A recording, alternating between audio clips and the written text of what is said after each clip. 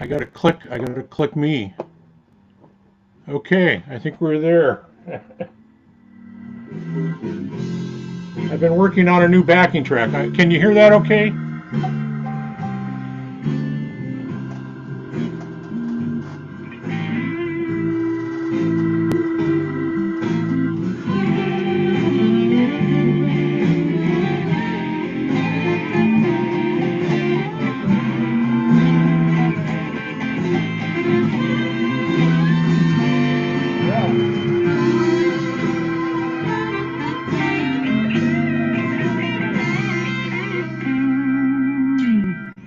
Oh, just in time to be done with the song.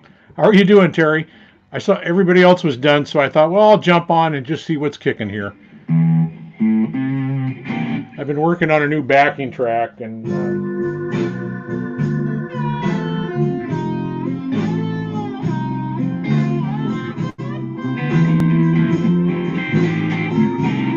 just a blues.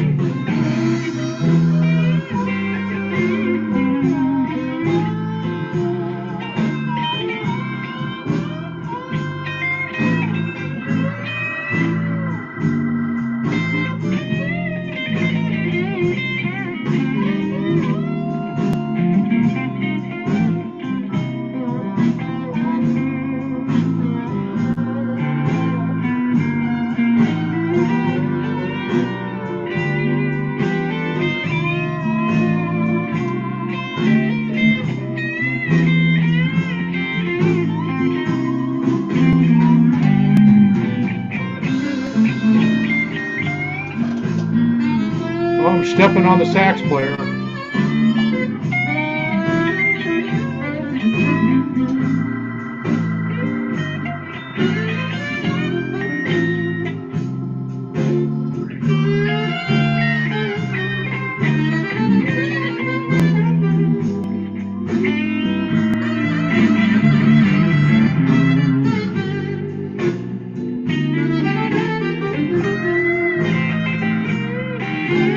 Hi, Meryl.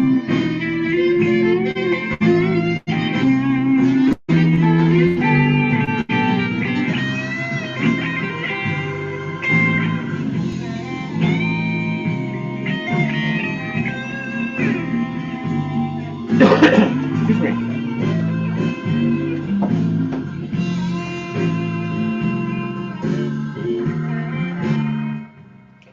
I'm working on a new backing track that I was trying to make it sound like sort of like the Super Sessions. Anybody remember that with Al Cooper and Mike Bloomfield?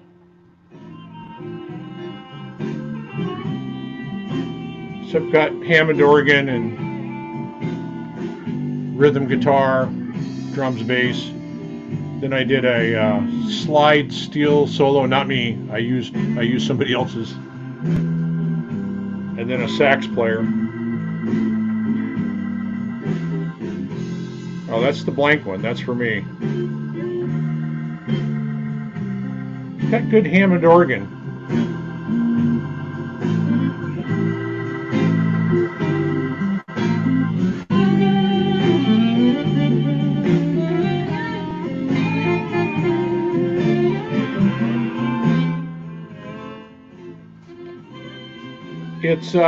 It's not the same track. I was going to do a why is that so high up? I was going to do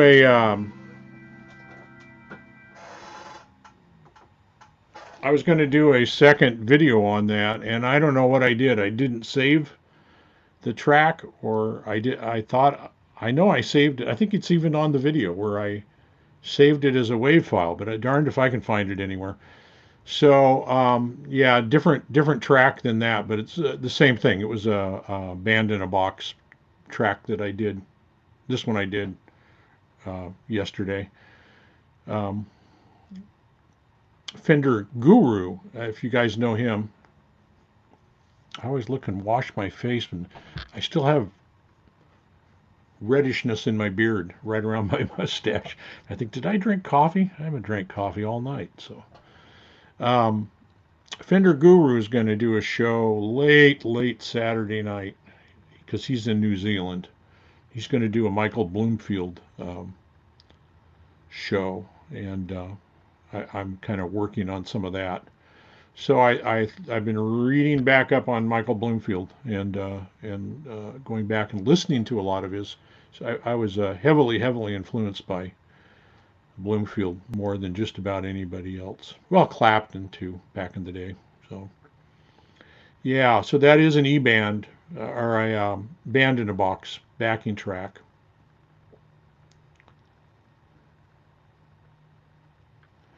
Yeah, the one I did the other day was just the chords that went with like the G scale or something like that, and so I was going to do a follow-up video on that, and I can't find anything. So, and I think I didn't save the actual file for Band in a Box.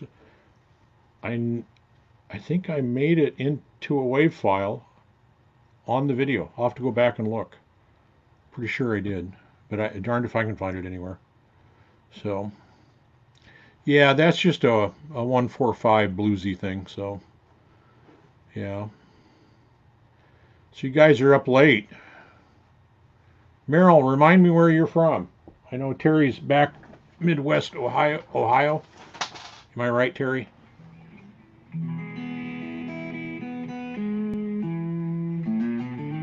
Proof you can get away with murder in recording. You can just hear how bad this sounds by itself.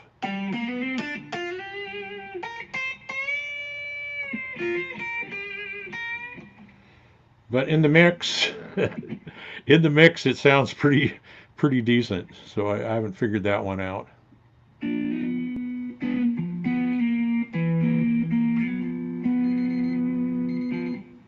Oh, you're in PA. Ah, excuse me, gents. There's my phone beeping. I will be right back. So that's an alarm that says it's time to take my nighttime meds. We won't worry about that. Be right back.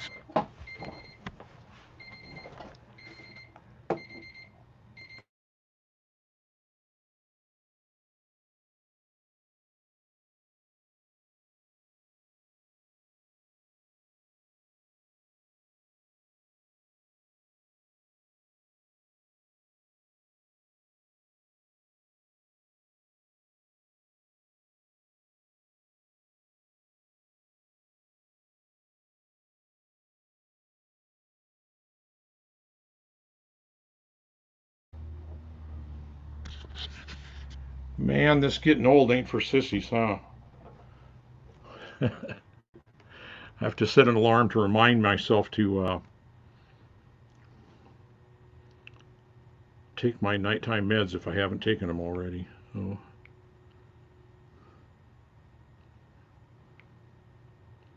I'm just looking at my phone to make sure. Here I am talking to you guys, so I know I'm live. I just wanted to see what it looked like.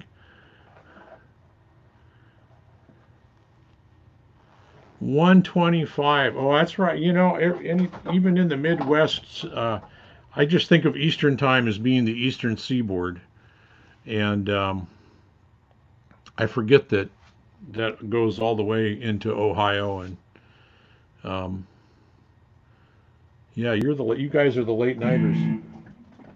I don't know if I've shown this one yet. Nothing fancy. It looks nice. It looks far nicer. It hits well above its weight class, I think. But it's I don't know if I've shown that one or not. I know I haven't done a video. I've been gonna. It's the SE Custom 22 Semi, and I got a brand new right literally days before the virus hit. So um,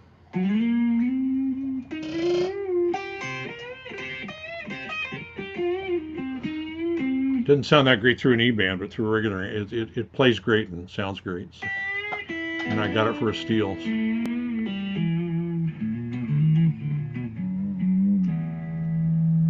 Oh, I'm out in Oregon, Merrill. I'm sorry. Yeah, I guess I was assuming everybody. Yeah, I'm West Coast. Yeah, in right around the Salem, Oregon area, and yeah, been there since I was a kid from Washington originally. Hello, Janice. How are you? Gosh, and Janice, you're back east also. You folks are real serious late nighters. Wow.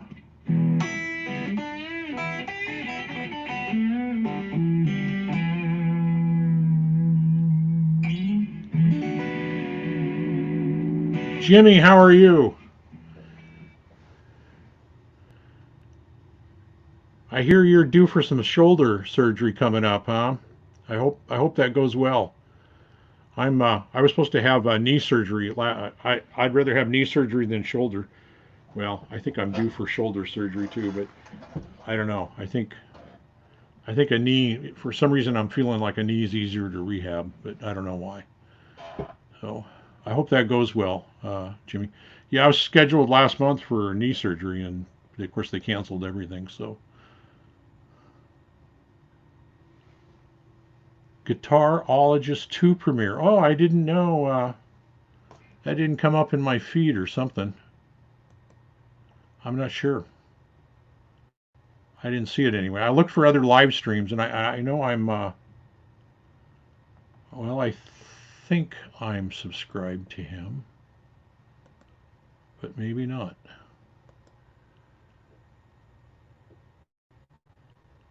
Guitarologist.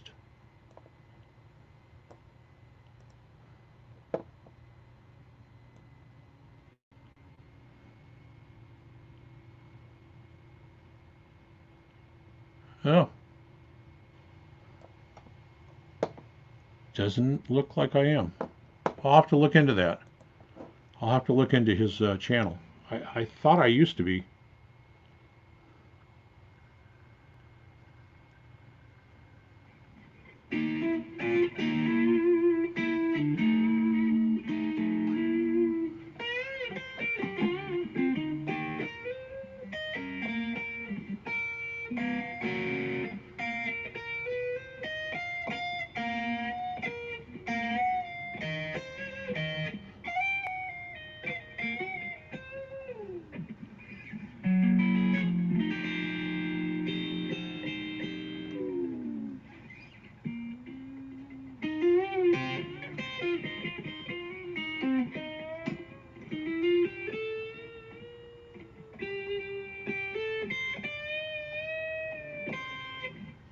I was just over on. I got in on the end of it with Guitar Hack on Dave's.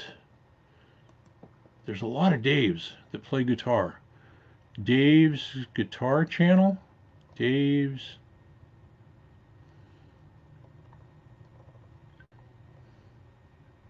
There's Dave's Fun Stuff or something like that. That wasn't it.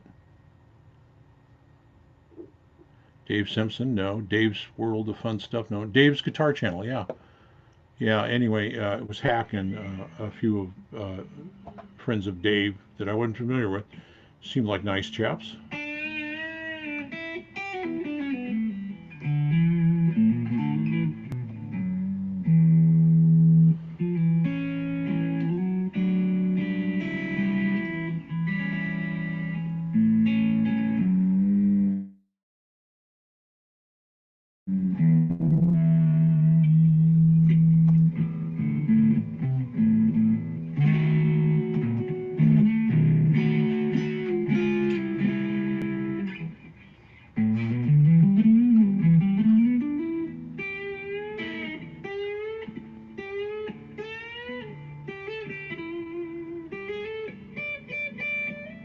Since I got this guitar, I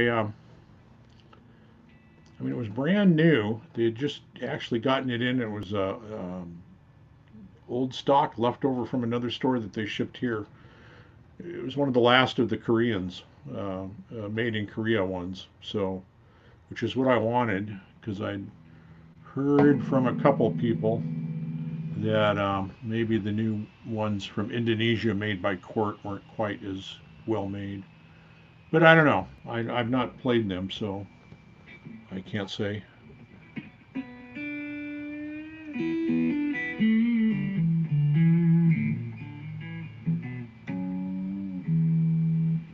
Janice, when you say Levine, that's Brad's last name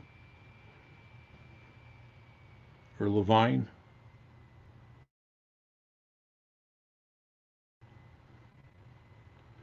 Oh, Merrill, I was just working on a backing track. Actually, I worked on one. He asked me to do one off of a video I did a couple weeks ago on Ticket to Ride, and could I just play lead over that? So I kind of am doing that. I'm not a perfectionist, I don't think, but I can't just I don't want to just play over MP3 file. I want to mix the backing track properly in my DAW, and so that's kind of what I do. So I'm looking at that. Oh, Dave. Okay, that's Dave's guitar channel. Okay, yeah. When you say Levine, like I think of there's a guitar player named Duke Levine or Duke Levine. I don't remember now. Terrific. Wow, what a player. Martin, how are you?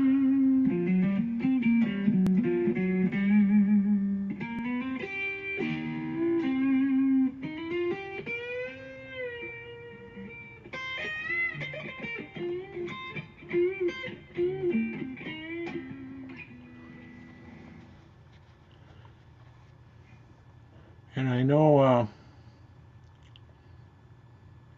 Martin, I don't remember. Oh, Martin, you're in Austria, am I correct? So it's like, what is it there? Turn in the morning? Something like that? Martin did a really good video. I don't know if you kept that live stream up or not, Martin. Correct me if I'm wrong. You did a cool video. I'm gonna. Gosh, now I'm struggling to. But it allowed you to do it was a piezo setup that you were working with Lawrence Petros on, and 7:34 a.m. Okay, and it's 10:34 p.m. here in Oregon, and most everybody else is back on Eastern time here, so it's like 1:35 a.m. back where Terry and Merrill and Janice are. Jimmy, though, I don't remember where Jimmy's at. Montana?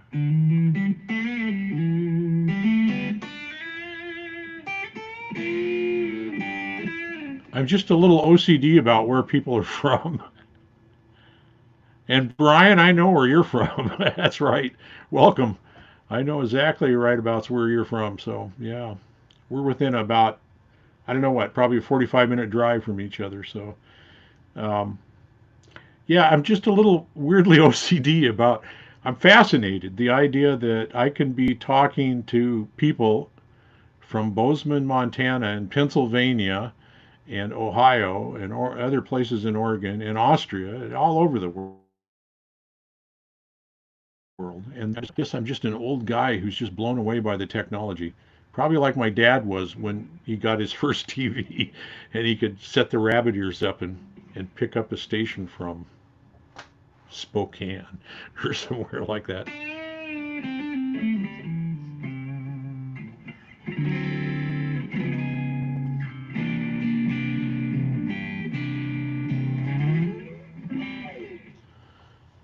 Mountain time, and Mountain time is 1 hour ahead of. So you're like 11:35 there, Jimmy.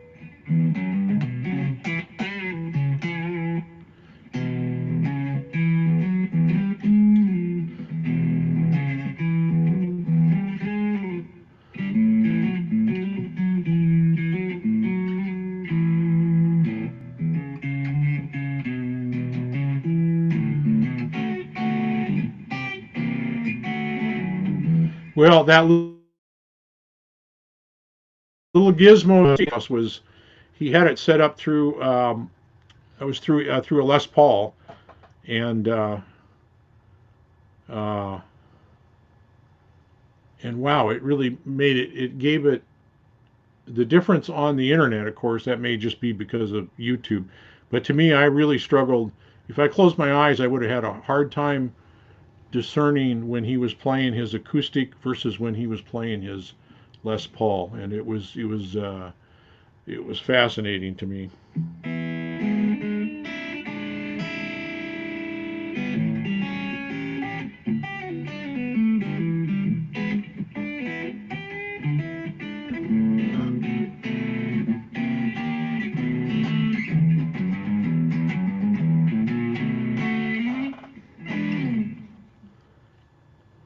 Yeah,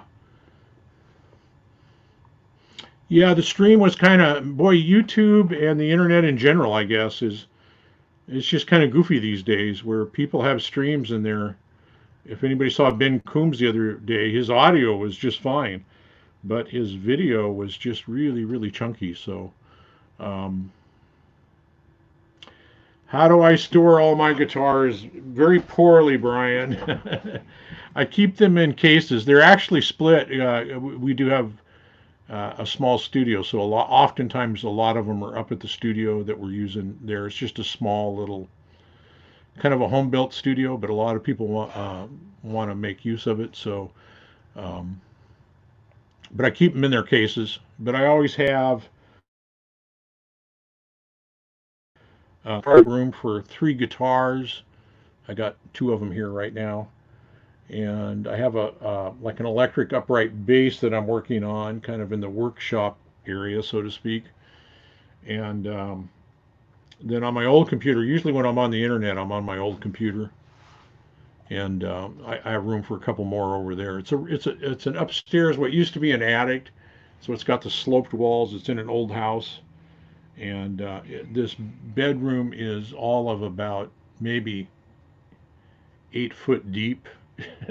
It's the width of the house, but it's only about it's not very deep, and so I have limited room. And then I have a number of walk-in like closets around the house. So um, Mr. Cam Cole, no, Janice, I have not. Tell us something about him.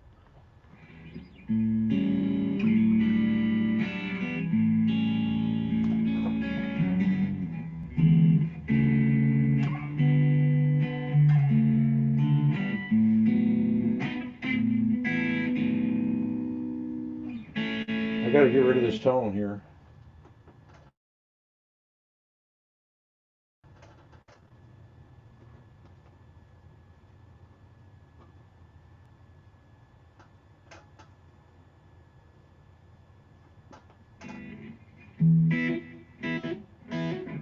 No, that's no better.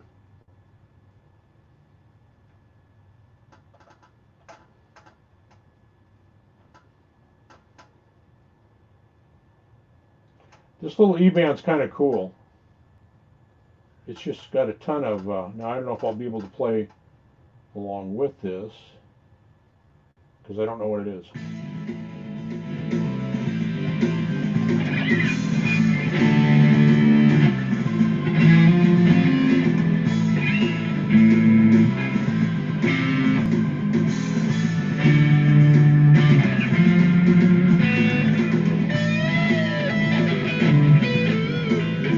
Oh, eight.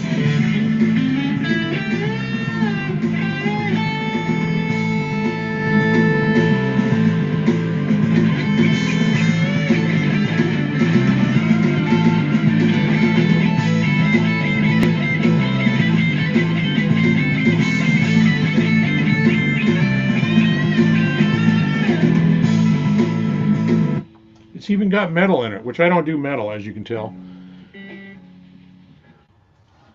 Mr. Cam Cole, he uses foot drums. He's a one man band. That sounds awfully familiar, Janice. I think I've uh, on YouTube about him. Yeah, I think.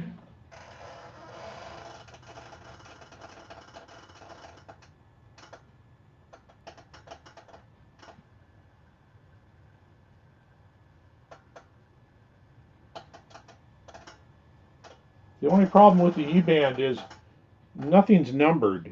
So you're just sorting through all the blues files, all the metal files, all the jazz files, the R&B files, the soul, bossa nova, minor swing, country.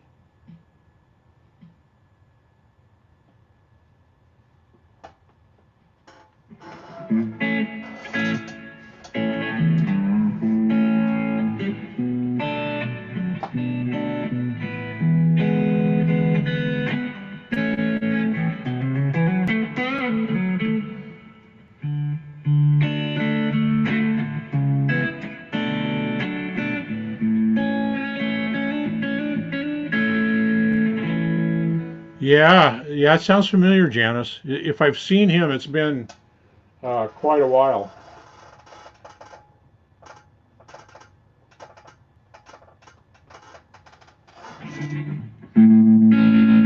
Ah, that's pretty scary.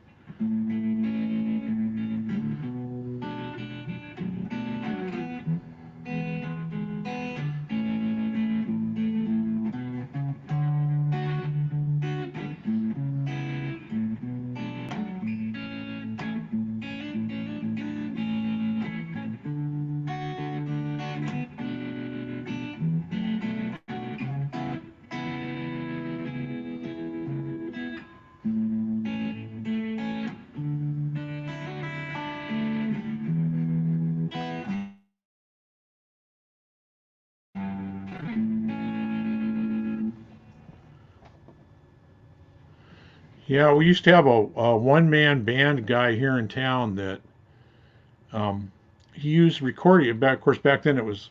I'm assuming he probably used cassette tapes around that time. But he had a lot of backing things on tapes. But he also had foot drum things that he did with his feet, and then he had a little keyboard over here and a guitar on his lap. And his wife sang, and I thought my brother said you got to see this guy.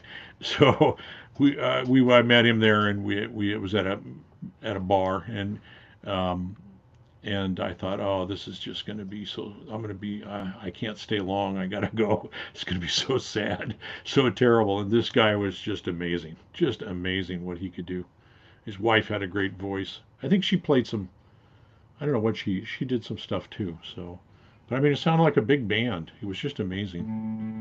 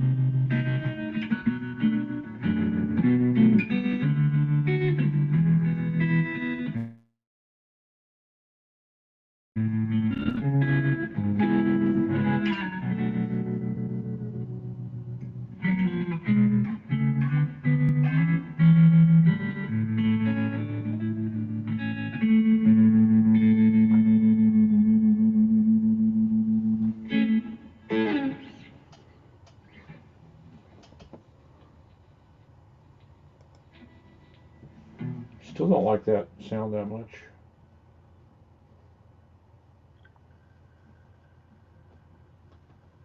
Whoa, now. Whoa, that's spooky.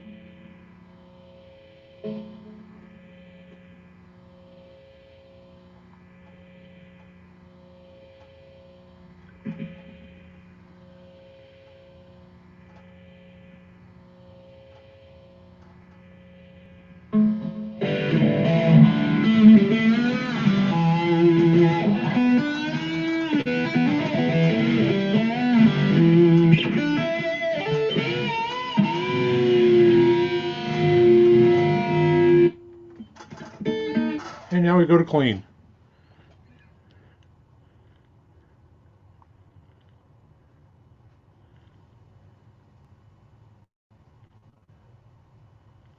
Yeah, I watch a lot. You know, there's, oh man, um, if only I had YouTube when I was a kid, where I could just watch and take a lesson on, whatever, arpeggios or whatever. I mean, we eventually got there through DVDs and stuff. But uh, Joe, welcome.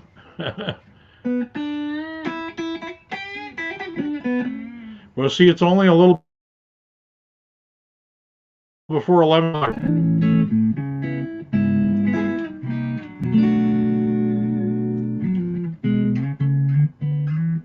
think that's an old Willis Allen Ramsey song. Going back to my folk days.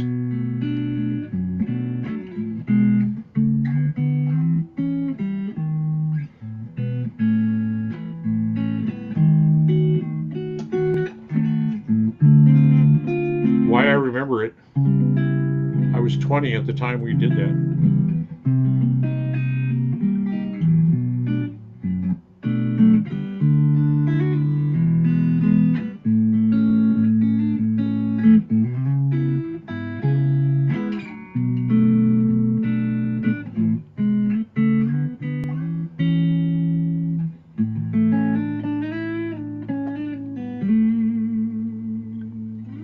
Oh, thank you, Martin. I come from well, my two older brothers were in a band, so I was blessed. That's the only word I can think is to say that I was blessed. And my middle brother played bass and showed me a lot of stuff. So I kind of learned bass and guitar at the same time. And they were kind of pre-Beatles, surf music. And um, I can't even describe it to you, but what we called the Northwest sound, and which came all the way down to Salem and Eugene and had an impact on our sound. And some of that stuff was heavily influenced by the likes of Freddie King and people like that. Um, a group called the Wailers and the Kingsmen, Louie Louie. Every band played Louie Louie. Every band made a record. I mean, the in the Northwest here, the big popular version of it was not by the Kingsmen from Portland. They had a national hit with it, but the version that was more popular here was one by a group called the Fabulous Wailers out of the Seattle Tacoma area. And Paul Revere and the Raiders did it, and every other band that didn't have a recording contract did it as well. So, uh, but they also did just real, sometimes some real bluesy kind of.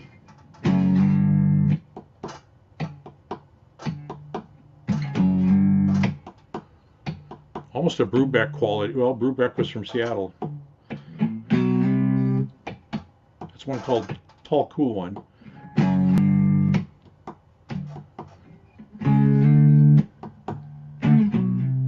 Yeah, my brother's band opened for Paul Revere many a time, so I got to, I don't know what I was, 10 years old, my folks would drag me along.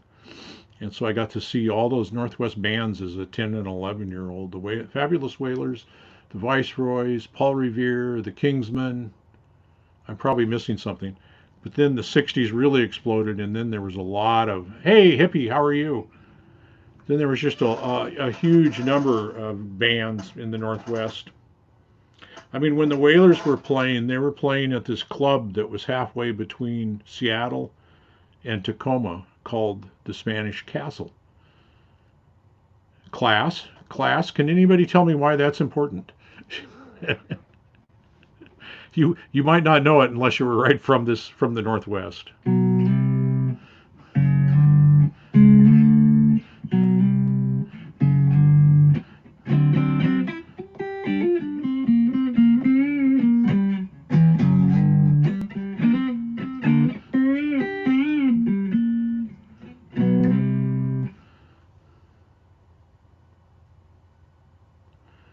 Yeah, those were mostly Northwest band. Paul Revere was actually from Idaho, but they moved to Portland to kind of because it was a bigger city, so they could kind of make their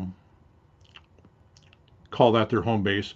And from Portland, you could drive quickly to Seattle. You could drive quickly to Salem, Eugene, and then they spread out to L.A. and San Francisco and all that kind of stuff. And they were actually the original band. I don't know what they were like in later years. Well, my late oldest brother, told me they were really, really good. Uh, but even back then, they were quite good for what they did. So um,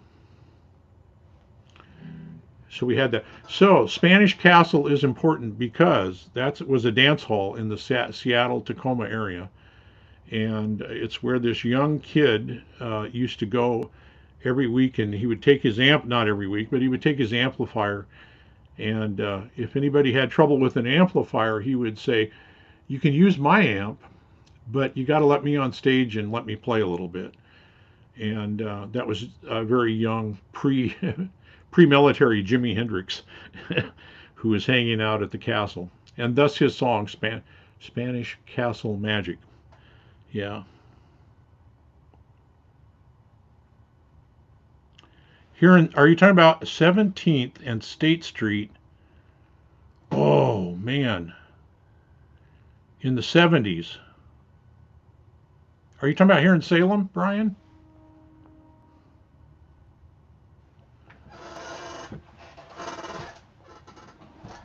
I do remember one there. Who opened up a guitar shop? I knew all the here in Salem, right around that area, somewhere around 17th and State, the original Village Music. It was in an old house. I think that might have. I would have to ask my drummer. He could tell me in a minute because he just knows that stuff. But I'm thinking it might have been the original Village Music run by Will Bledsoe, who was a local, well-known jazz guitar player and teacher here. And he ended up moving out to Lancaster. And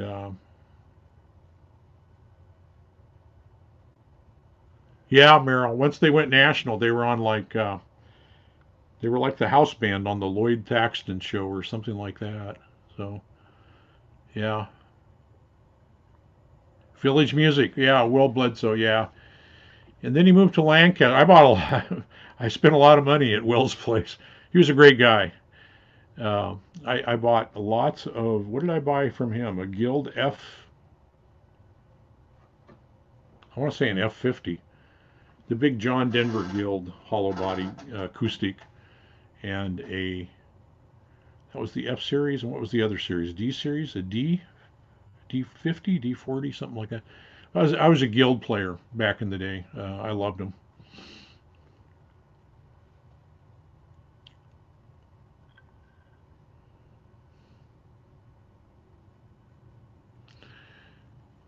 Yeah, hippie. Well, you were talking about that the other night. I was looking them up, and man alive, there's the one that Jimmy has, and they have some that are even less functional but cheaper. And then they have some, and they've got like 8 of them at different levels, all the way up to like about $400. So yeah, they really had a lot of yeah. So Brian, did you go to Village Music a lot or at time or something? You were I don't know if where you're at now. I want to say the Eugene area. You got Mackenzie River Music, man. That's where I just now that I'm retired, I'd just be well, everything's closed, but if it wasn't, I'd just be hanging out there every day, causing trouble. So I've spent a lot of money there too.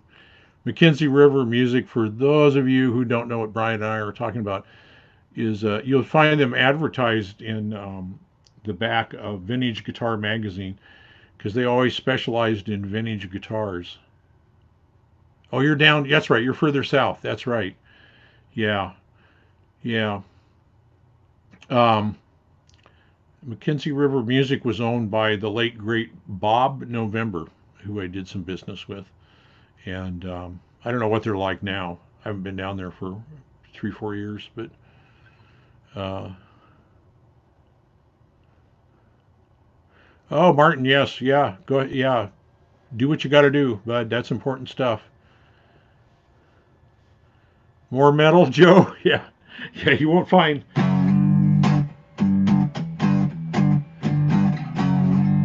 I actually thought about that for Hippie Show to come up with some sort of metal, create my own backing track. Yeah, I'm lost here, man. The only downside to the Boss E band is if they numbered everything like blues, if it was in the 10s, and jazz was in the 20s. Then you'd know right where to go. I don't know about metal, but here's spacey guitar under pop.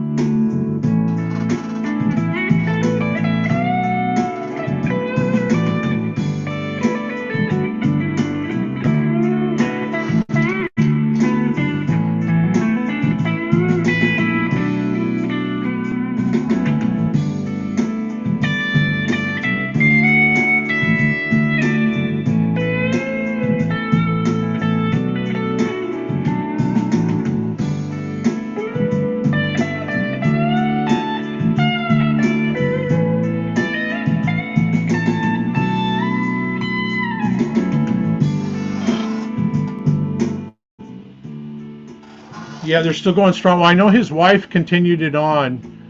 Um,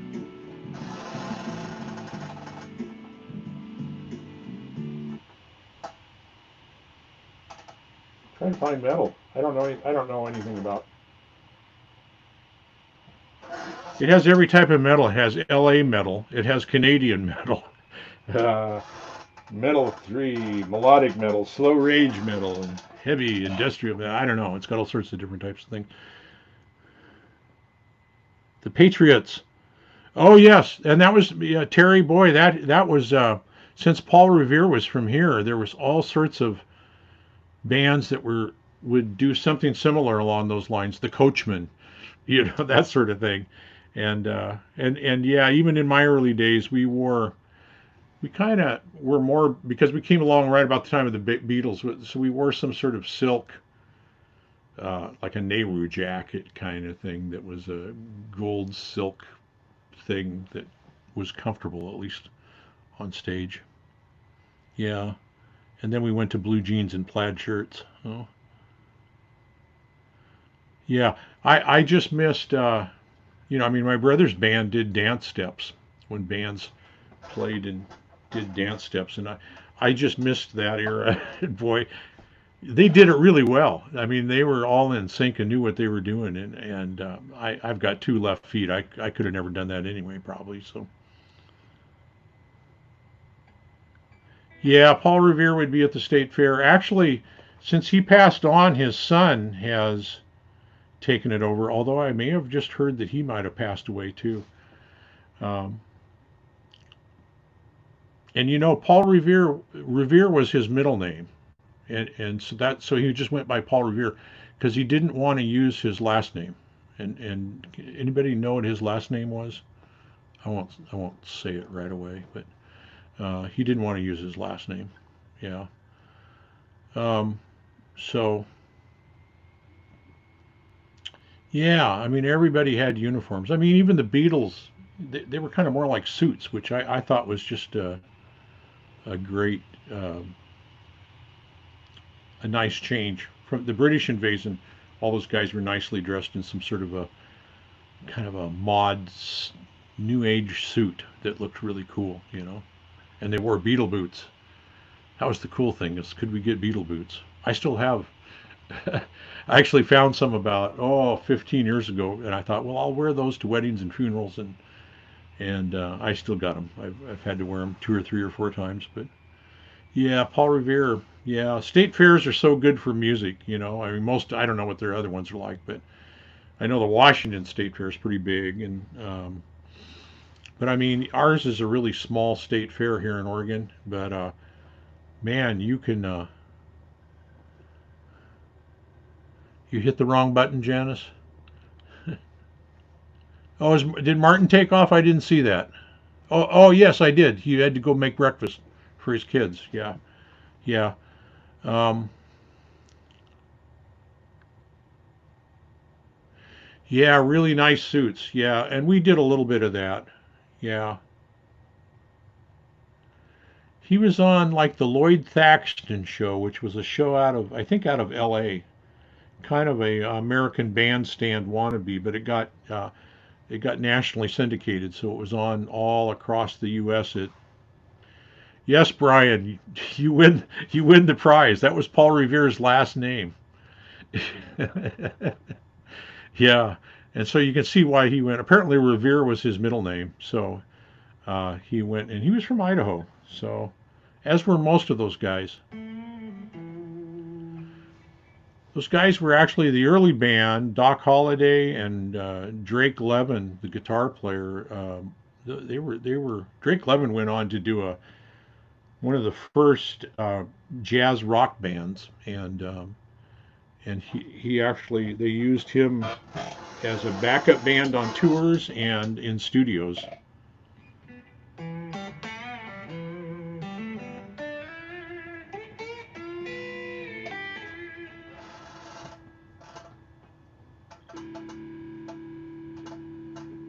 This one's for Joe.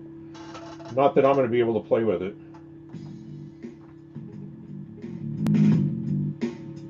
I don't even like it. It's not even.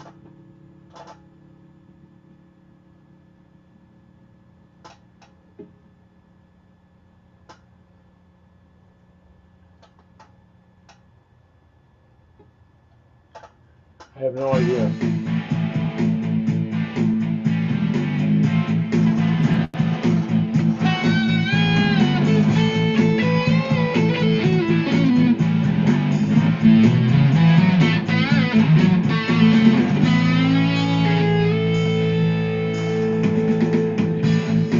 Well,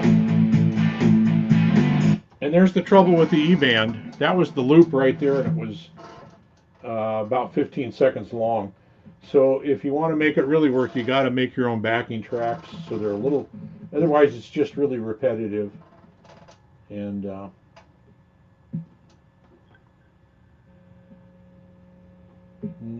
that's not it.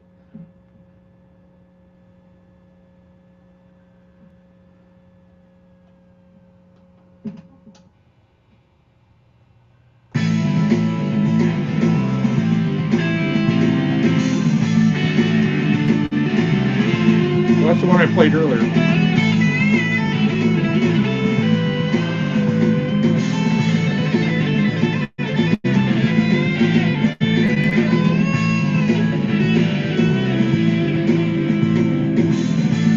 That's the one I played earlier.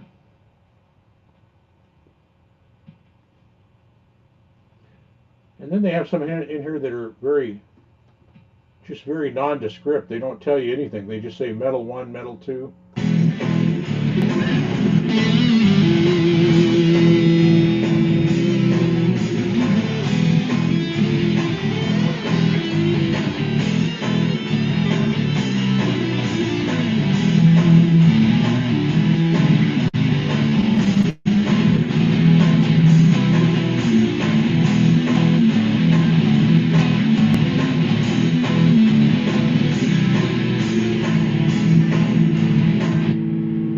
Anyway, no, Brian, I don't believe he was. I mean, he looked. I mean, he had very bright, almost white blonde hair. But I mean, he could have been part Native American. I don't know. Uh, but I don't think so. And he had never mentioned that at all. Mark Lindsay, the singer, when they had big hits, Cherokee Nation and all that. I don't know if it's still true or not, but my understanding was he has this kind of a gourmet hamburger restaurant up in Portland now that's really good.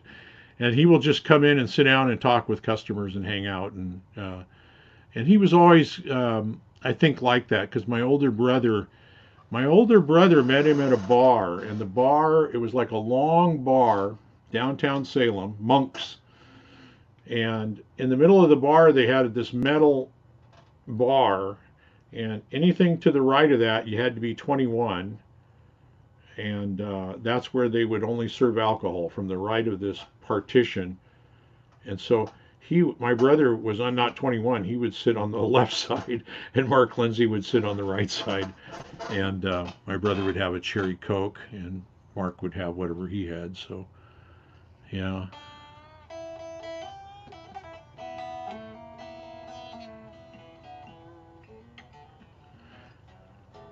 Yeah, I don't know. I mean, you may be onto something, Terry, because I'm from that neck of the woods as a kid. I'm from Walla Walla, and when I was a kid growing up, and probably even more so, those guys were older than me. But the Native American influence over in that neck of the woods was you would see it. Uh, Hi, Robert. How are you?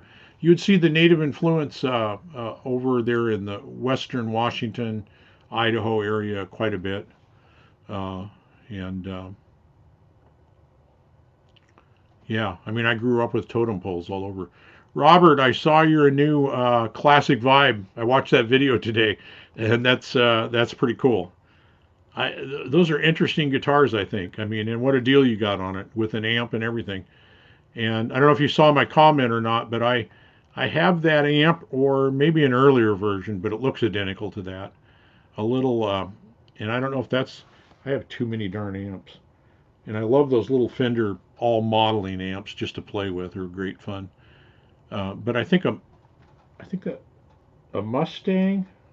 I have two that are very similar. I don't have my flashlight. Yeah, yeah. I have the Mustang that looks just about like that. The other one I have is a G deck. Yeah. Yeah, go watch. If you folks haven't, Robert does some really nice. How would you describe it? Ethereal um, mood, just very nice, peaceful kind of jams that I was thinking just tonight. I was thinking about what can I come up with as a backing track that would kind of be along that line, and lots of wonderful. Now that I'm older and I have no speed, it's about as fast as I can get. Um, the idea of long sustaining notes all of a sudden becomes much more desirable, I guess.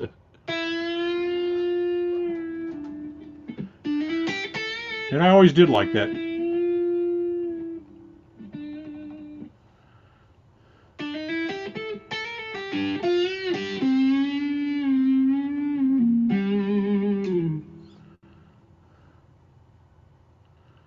Yeah, I think you got a good deal. I think those classic vibes are really interesting looking. I had um, I had one Squire that was maybe a Squire Jaguar and or a Jazzmaster maybe, but I gave it to a relative who was kind of a really good my sister-in-law's nephew, and he's actually quite a good musician, but he grew up playing jazzy trumpet stuff in high school bands and then in college, and he was really quite good, but he was interested in learning guitar, and so I thought, well, that would be a good starting point. And if he has, I mean, he reads music, I think he sight reads pretty good, so it's all Gilmore's fault. Yeah, Gilmore's an interesting study, I think. He actually, in one interview, he talked about how for the few leads that are pretty fast with Pink Floyd, that he actually brought other people in to do those leads, and he does the more sustained stuff, or did. So, but and I don't know how much he. Well, it was a relative, and he wanted to. And if somebody wants to learn guitar, man, I'm I'm there to do what I can do. So I hope he's still playing it. I don't know. It's been a while since I've seen him. So, and it's not, maybe it's not so generous after all. Therefore, I later had to buy an actual Fender Jazzmaster. So if I sell one, then I can buy one.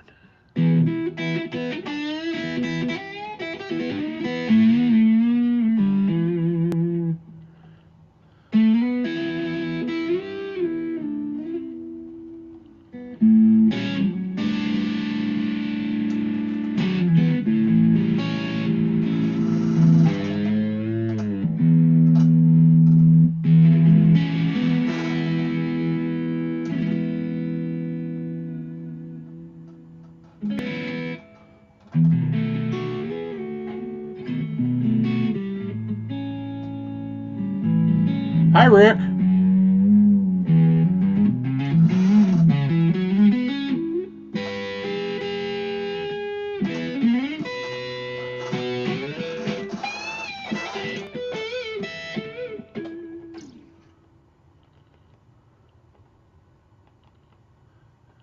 Yeah, well, playing's good. Playing's good.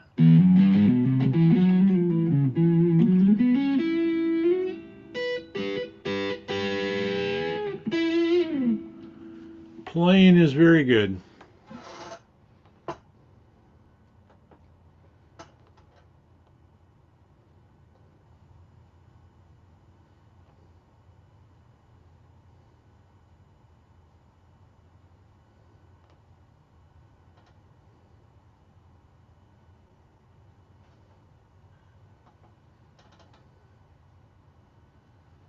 I have no idea what I'm looking for here.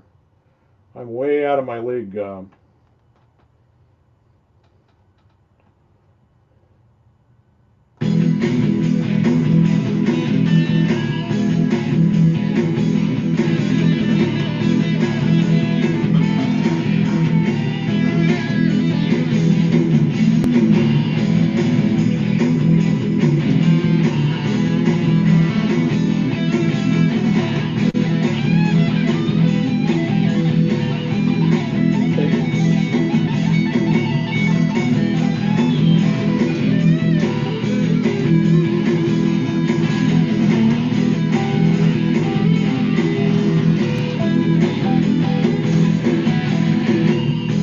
Yeah, out of my league on that for sure. I'm always amazed. I mean, that's a good example. I do pretty good with blues, but you put something on this metal and I'm lost. And I saw somebody the other day who was this really good shredder, and I thought, man, this guy must know stuff inside and out, just like the back of his hand. And he was jamming to a blues thing, and it became really obvious to me that the guy was pretty lost playing blues. I mean, he was really, I thought, kind of struggling with it. He was doing a lot of shreddy stuff that just didn't quite fit. And it reminds me, we're all, I mentioned it in a chat earlier on Shane's chat that, um, we're all um, points in our learning, our stage of learning on guitar or anything in life in general. And it reminds me, I was at a store one time and this young kid, little beret on. Well, that's not a very good beret, but little beret on, and he was playing some jazzy stuff on a hollow body, and he was playing Mr. Sandman. And when he got to that middle part that goes bum bum bum bum bum bum bum bum bum bum bum bum bum, he did that all in harmonics, and it was just perfect. And then he went back to playing a wonderful Mr. Sandman that kind of was like Chet Atkins, except it had lots of underlying jazz stuff in it that was just impressive. And then he did another song, and I was behind him just listening. And when he finally quit, I said, "Man, where do you play at?" And he said, "Oh, I don't play. I don't play." I said, "Well, I hope you play with your friends on Saturday in your garage." And he said, "No, I'm married with a couple kids, and I just I like to, if I have time, I'll stop by here and play a little bit, but I don't really." I thought, "Oh gosh, man, this kid, he was so good, you know." And so he walked away, and of course I pulled out a guitar and I did my pentatonic wankings that I do. That's all I do is major and minor pentatonics. And after I played a while, he's behind me and he says, "How do you do that? I hope you're playing somewhere." And I thought, "Oh God, the kid heard me. He was so much better than me."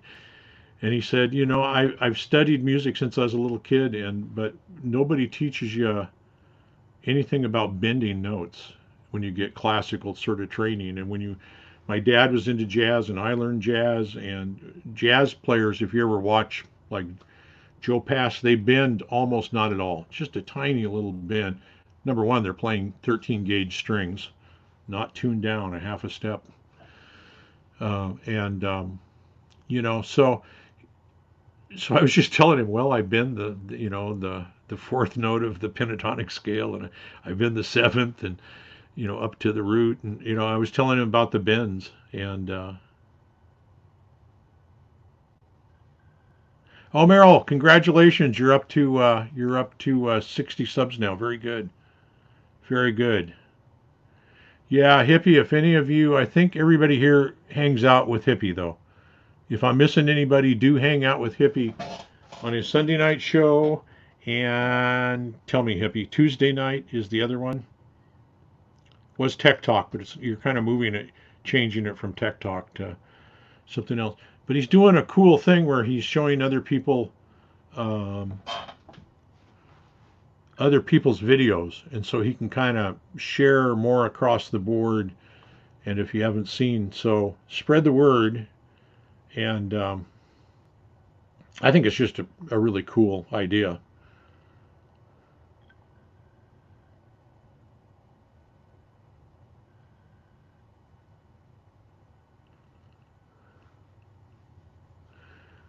Rick, you were having trouble with your trim or something?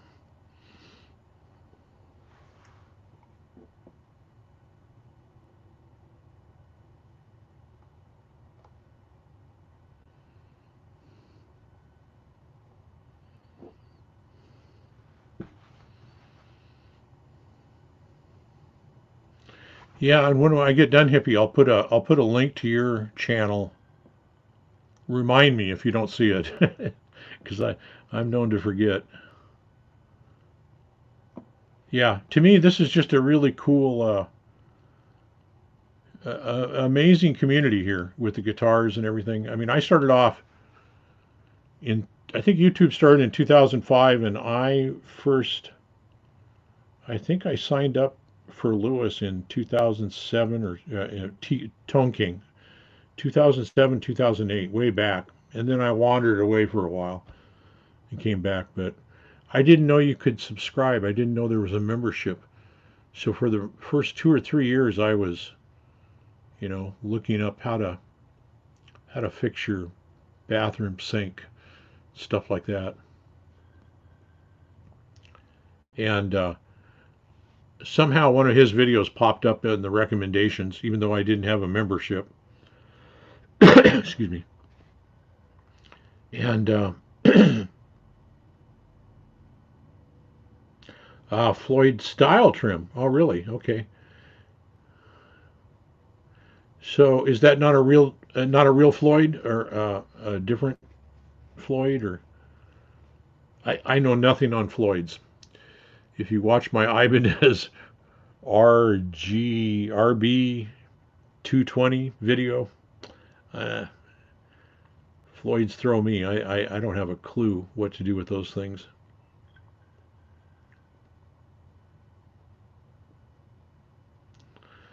Yeah. So anyway, so I was lost, and then I just happened to notice Tone King said, "If you like the video, feel free to subscribe and give a thumbs up."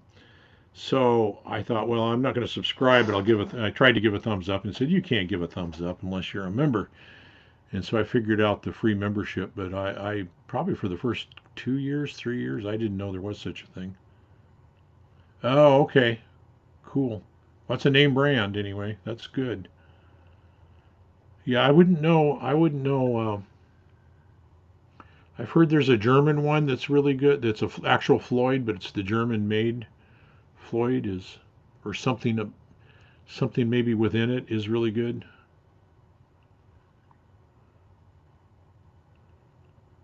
Yeah, I just Floyd scared the heck. I need to watch a video. I actually like that Ibanez. If I could figure the Floyds out, well, or just even buy an Ibanez without a that somebody help me here. What's that neck called on those the real flat neck on the old Ibanez?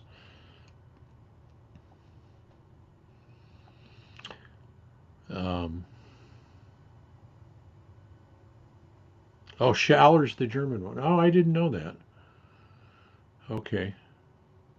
I remember that somebody talking about how the metals were better in a German one. The Wizard neck. Thank you, Rick. Yeah, and man, I really like that neck. And I don't know what to think of the locking nut. I'm so unused to that. But on the other hand, it didn't interfere with my playing at all. So I don't know if there's any maintenance to be done there. I wouldn't think so. It kind of screws down, and it is what it is. But it didn't where it screws in from the back there like that. It didn't. I couldn't. It's like that didn't get in the way. So I kind of like that, and I kind of like the idea. I played with a guitar player who was big on Floyd's, and how he would just push that, dive bomb that, and the strings would just go sloppy, and then he'd let up and they'd all come back up, and then he'd strum a chord and he was perfectly in tune, and I thought, holy moly, that is something. Uh, but I would have to watch some videos on what to do with those. And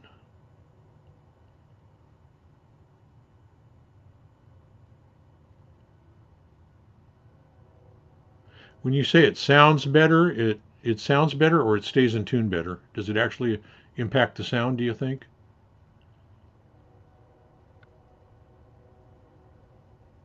Terry, you and I are in the same boat. Yeah. So I watch YouTube on my Roku also. You can't see the comments if it's a live stream, or even if it's not a live, you can't see the comments on, or if you can, I don't know how, but yeah. Yeah, I just heard TK one time say, if you like, please subscribe and give a thumbs up. So I thought, what? What is this? So that's when I looked into it. So I think I joined YouTube I think originally in 2007, something like that. So somewhere around there.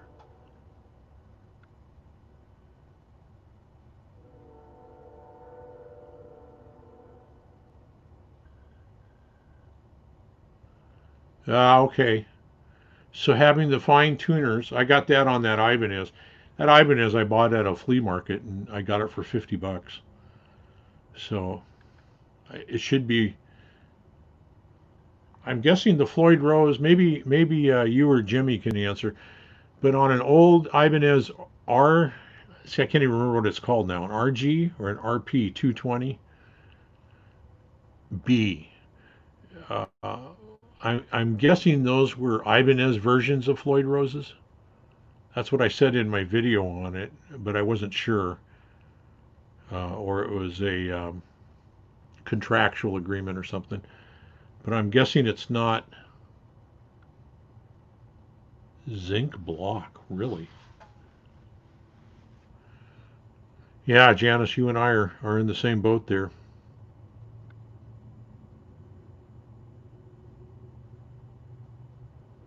Ah, sure. Okay, that makes sense.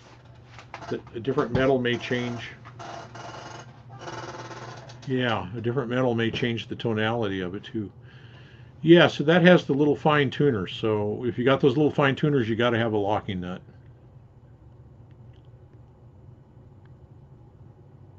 Yeah. I wonder, I mean, that guitar plays really well.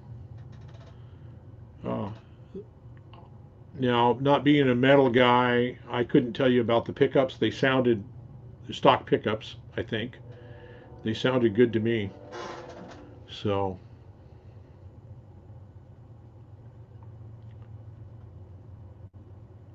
I was going to show you a fake bass, but I don't, it's not here.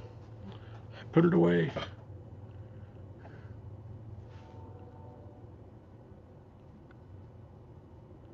Yeah. Janice, I would encourage you to turn everything off and just go pass out. Get good rest. Get good rest. Have a good night's sleep. And I'm about ready to wrap it up. I was going to go an hour. I've already been an hour and 10 minutes. So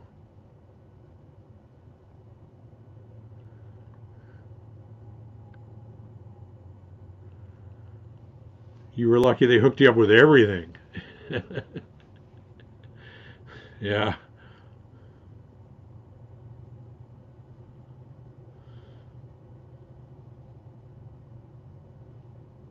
Well, I'm impressed with the technology on that.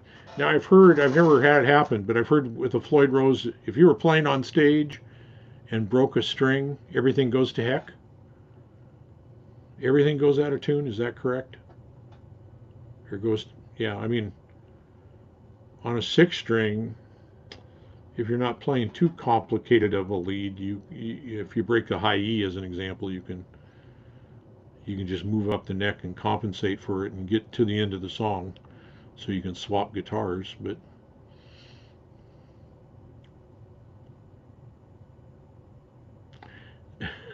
you're going to have to disturb the pups, Janice. Just gently pull the covers away and pat them on the head, and they'll think you're rewarding them for watching your covers.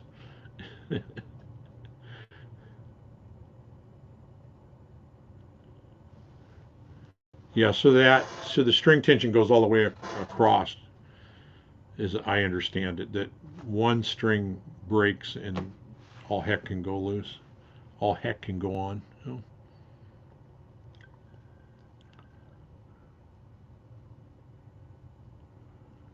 Yeah, is it a big dog or a small dog?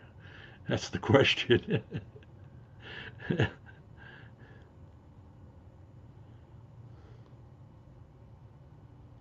If you have a little doggy pillow, can you kind of pick them up and put them on the doggy pillow, and then grab your covers and run for it? Yeah, yeah, those little fine tuners. I think that's a really husky chow sort of mid-size, pretty good size. Yeah, at least they're warm, right? Yeah. So he or she does deserve a good pat on the head. Got him warm.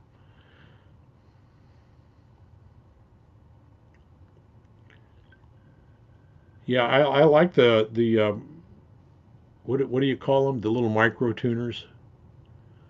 Um, I thought that's there's something just genius about that because it. I mean, even on my crummy Ibanez, it goes out of tune if I use the whammy bar right away. But it's a pretty quick and easy retune with those. It doesn't. It goes out, but it doesn't. The fine tuners, yeah, it doesn't go out all that far. So that would be maybe a good guitar to experiment and learn how to replace a Floyd Rose or something. Maybe I don't know. Or do they make a guitar? I would probably be pleased with a guitar like that um, without a Floyd, maybe. But I got to have a whammy bar. So,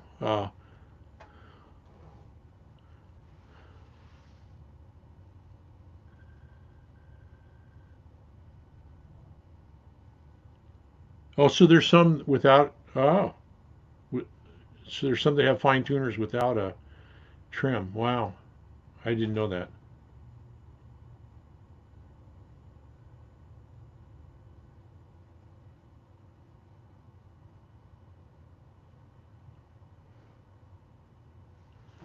In the headstock pegs, really? I got to go look at my. I got to go look at my Ibanez and see what's. I don't remember that. I have to go. But entirely possible. I wasn't paying any attention. I did not know that. Um, yeah, but I mean, something with that wizard neck. eh, It's really gentle on an arthritic hand, is what I found. And a trim. Actually, I was watching Greg Koch's afternoon bash. He was playing a Reverend, one that I'd never seen, a six shooter or a six gun or something like that. That's how you do it too, Jimmy. Wow. Okay. Well, now I do have to learn. That's off in the distance though, so I have to study up on Bloomfield for the weekend for Fender Guru show, which is going to be on. Oh my gosh, you East Coasters won't see it because I think he goes on about 11:30 West Coast time Saturday night. So we'll see you, hippie. Thanks for stopping by. Keep on keeping on.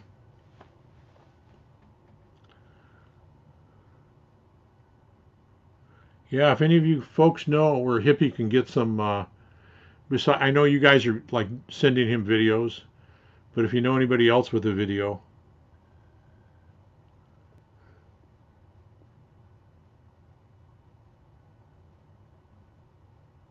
you can hog up the bed. Yeah.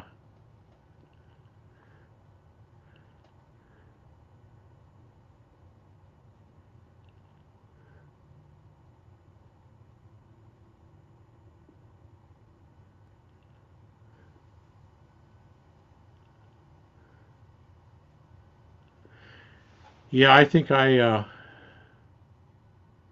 you're watching the Fender Guru replay? Yeah. He's an interesting show if you're into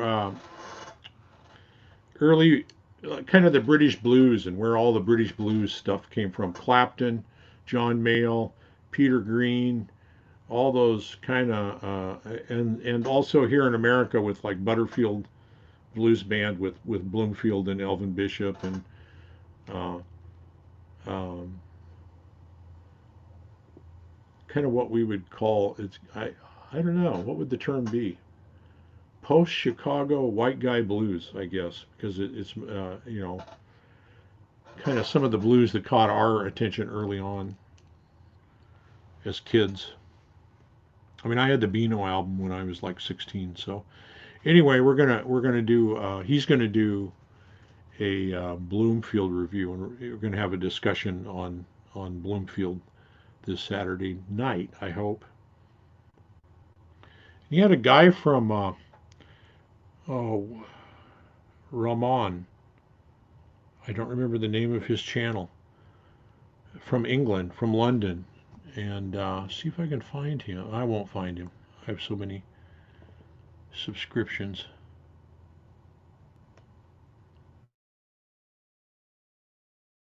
I don't remember. I will try to find it and put it. I'll try to find that and put that in the information also. But that guy did a. He did a. Well, if you do a study, if you do a search on the Beano album, he'll probably pop up. But he did kind of a tour of the studios where they recorded the Beano album and other people had recorded their super session. Man, that's what I was listening to this afternoon. Yeah, yeah, it's an amazing.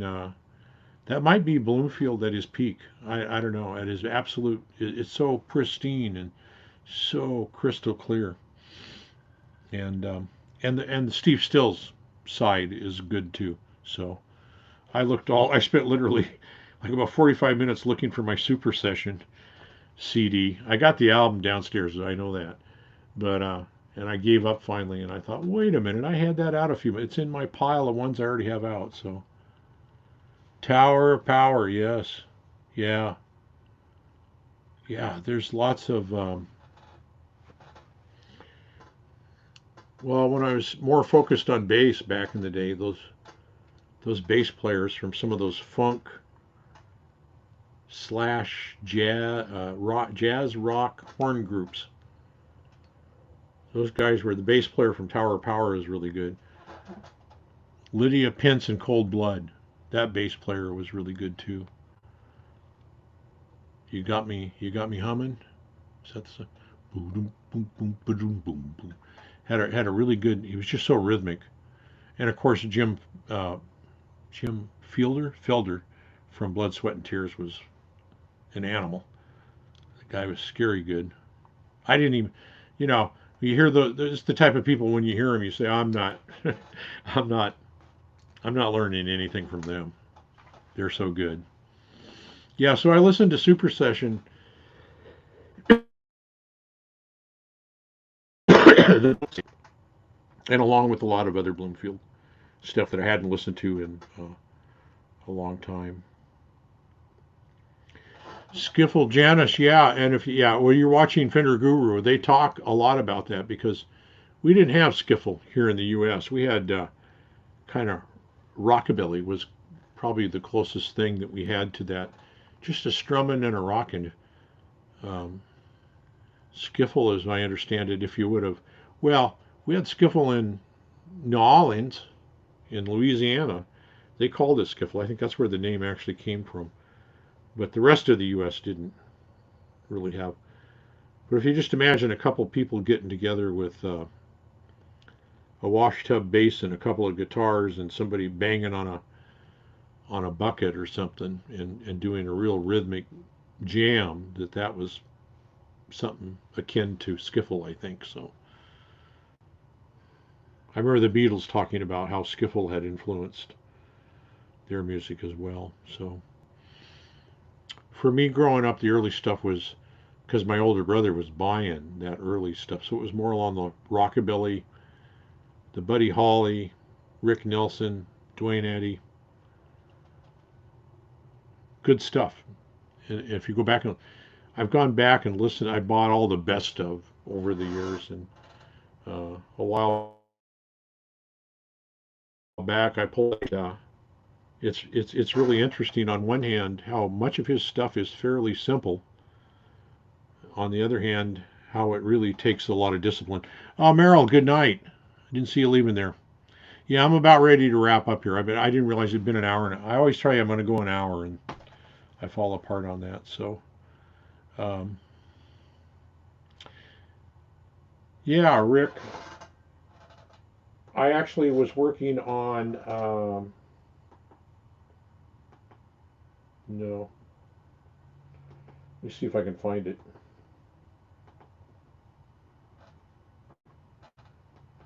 Not a great example, but it's okay. So I was making up a Super Sessions backing track yesterday and today, and we're going to go out with that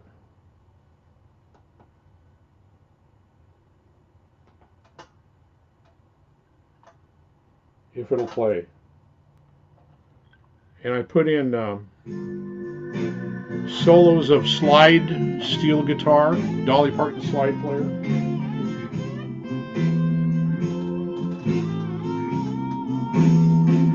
And I put in a jazz solo, sax solo, and somebody on harmonica.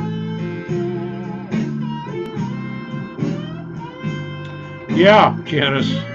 Yeah. I think I'm always 1 year older than everybody, though, at least. So that's okay. Somebody's got to do it. So I even put in a Hammond organ.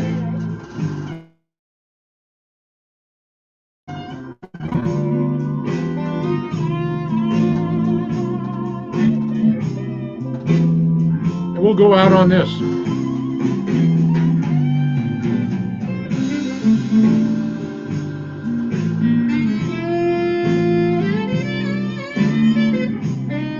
There's the sax solo. Hammond organ.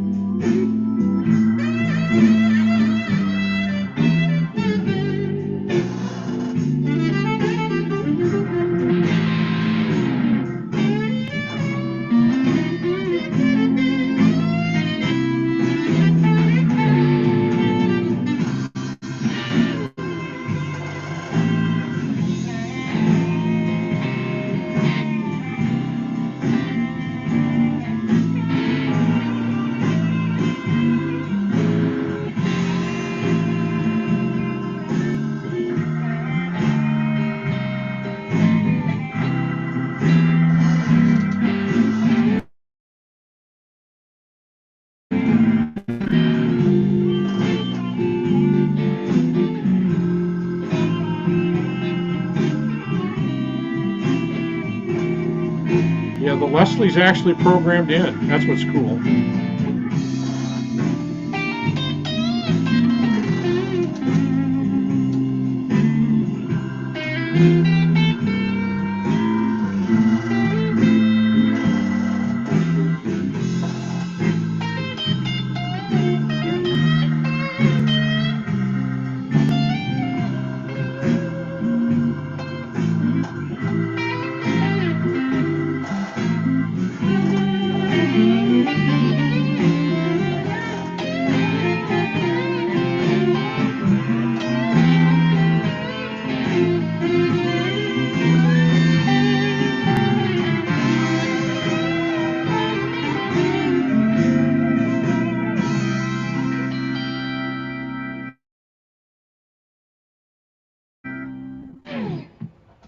And that's that.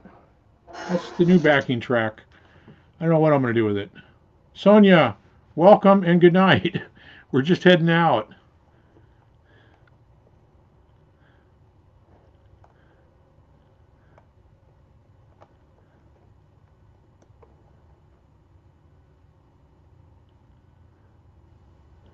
And so, folks, until I see you again, I had no idea I went an hour and a half.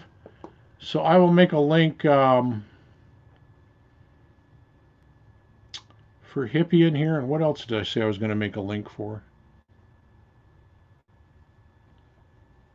You had to carry it, Terry? Wow, I've been in that mode all day, Edwin. Welcome and goodbye. Yeah, I bet you say hello, I say goodbye. You know, all day long it's been that way. So, so folks, we'll talk to you later, and we'll see you on the chats tomorrow night, or tomorrow during the day, or maybe tomorrow night.